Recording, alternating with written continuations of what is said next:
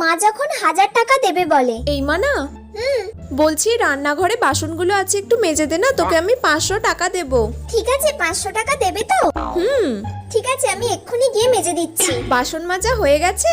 হ্যাঁ মা। আচ্ছা ঠিক আছে, তাহলে তুই একটু ঘরটা ঝাঁট দিয়ে দে আর বিছানাটা গুছিয়ে দে, তাহলে আমি তোকে আরো 200 টাকা দেব। ঠিক আছে, আমি ঘর ঝাঁট দিয়ে দিচ্ছি আর বিছানাটাও গুছিয়ে দিচ্ছি। A few moments later. মানা, আজকে রাত্রে তুই আমাকে একটু পাটা টিপে দিবি, হ্যাঁ? তাহলে আজকে তোকে আমি আরো 300 টাকা দেব। ঠিক আছে, তাহলে টোটাল 1000 টাকা হলো। আগে 1000 টাকা আমাকে তুমি দাও, তাহলে আমি তোমাকে রাত্রে পার্টি পে দেবো।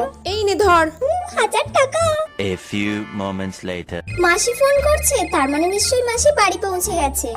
হ্যালো, হ্যাঁ মাসি বলো। বাড়ি পৌঁছে গেছি আমি, আর তোর মায়ের হাতে 1000 টাকা দিয়েছিলাম, ওটা দিয়ে চকলেট কিনে খাস। তুমি আমার জন্য মায়ের হাতে 1000 টাকা দিয়ে গিয়েছিলে? মাসি মাকে 1000 টাকা দিয়েছিল আমাকে দেবার জন্য, আর মা সেই 1000 টাকার বিনিময়ে আমাকে এতগুলো কাজ করিয়ে নিল।